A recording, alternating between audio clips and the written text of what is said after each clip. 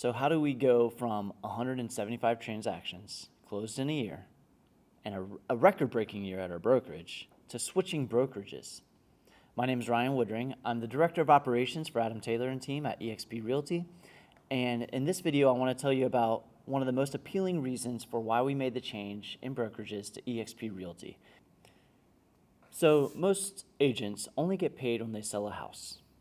With revenue share, you have the opportunity to make money even when you're not selling. If you get sick, say you're in the hospital for a month, can you go sell houses and make money? It can be very difficult. You have to have showing assistants, you can't attend closings, lead generation becomes difficult. Well, if you have eXp RevShare set up, it can become passive income for you. This is a lifesaver for some, it's a game changer for all. So most of us come from profit share models rather than revenue share models. And we all know the difference between profit and revenue. Profit is revenue minus expenses. And the brokerages that offer that profit share model, they may have very high expenses that you have no control over. And that can become a problem, especially if you're trying to rely on something like that as a steady income. You have no way to account for it because you don't know the expenses. Revenue share, however, you know a little bit more about that because expenses aren't being considered whenever rev share is being delivered to you. So a question that we received as we were consulting others about our transition to eXp is, well, where does that money come from? Where does that revenue share money come from? And it's coming out of the cap contribution. So you as an agent, whenever you close on a deal, you're going to pay towards a cap. It's any kind of split that a brokerage has. For eXp, the split is 80-20, 80 to the agent and 20% to eXp for however they want to divide it up. That 20%, that's where the money comes from. So you can see in the slide here that 10% of that total amount, so 50% of the money that's going to eXp, is going to company expenses. That's paying for the admin, all the agent support, all the tech, everything there. The other 10% is going to RevShare, and that's going to be divided up between 7 levels, and we'll get to that in the next slide. But what you can see here is that money is not coming from out of nowhere. It's coming from agent successes. Okay, so we're talking about a lot of stuff. I want to give you some concrete details. Let's see how this actually plays out. So if you can take a look at this slide, we're calling it Real Numbers Part 1. We have an agent, who I'm going to name Jerry, because I think that's a fun name, and he sells 123 Main Street.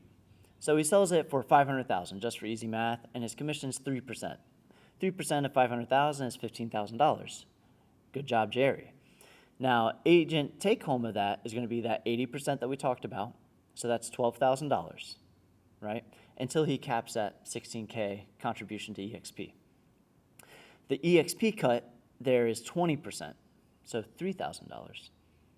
Half of that eXp cut, $1,500, is what is going to RevShare. And then, of course, that amount's going to be divided between those who are in that 7-level tier, which we'll get into a little bit more in future slides. Okay, I've already mentioned this a few times, but with eXp RevShare, they have a 7-level tree. This is your opportunity to make some real passive income. So going 7 levels deep, you will invite one person in. Say, I bring in Rick. So Rick will be my level 1. My level 2 then will be whoever Rick brings in. So if Rick brings in Morty, Morty's now my level 2. So then Morty may bring in Jerry. And you can see how this is starting to create this little shape here where, as I bring in people, they could bring in more people, and it creates this triangular, almost pyramid-like shape. Let me tell you how we make money off of this web of people. Okay, so we're calling this Real Numbers Part 2.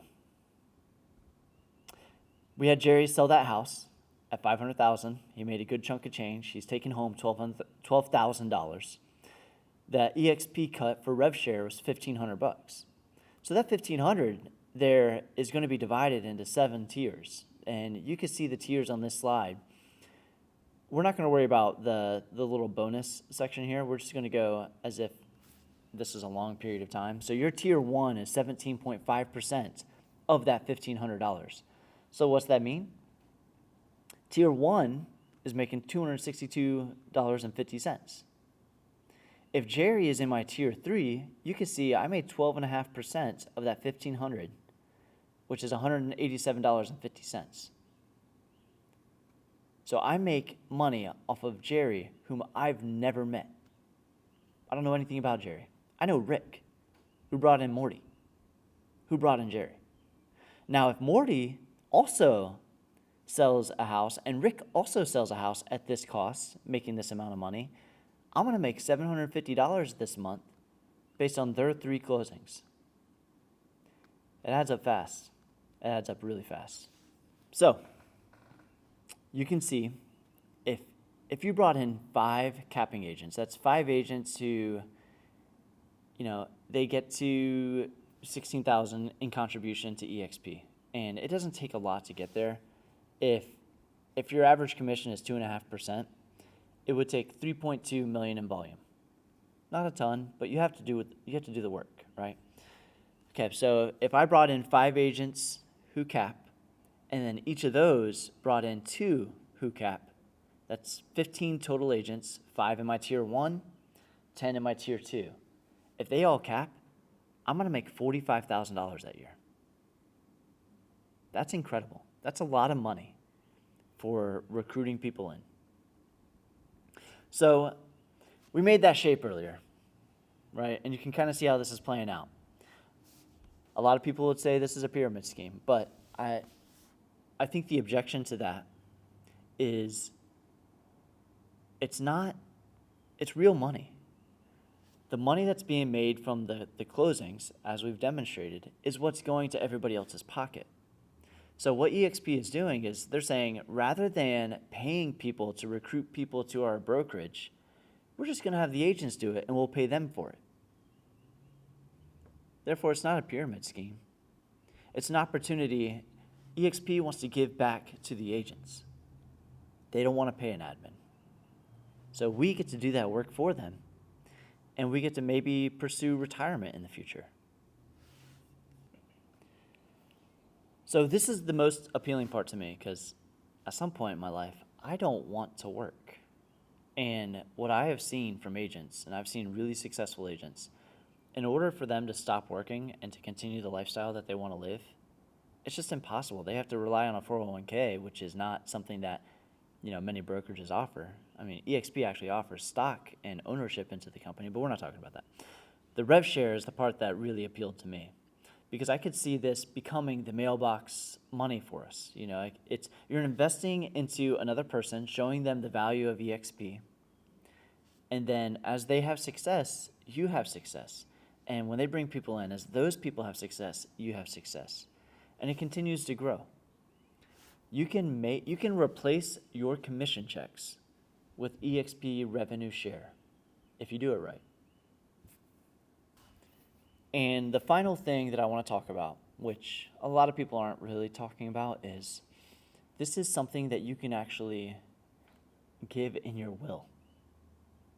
It's a gift that goes beyond you. If you're thinking about legacy, which is, I don't know about you guys, but I'd love to be in history books.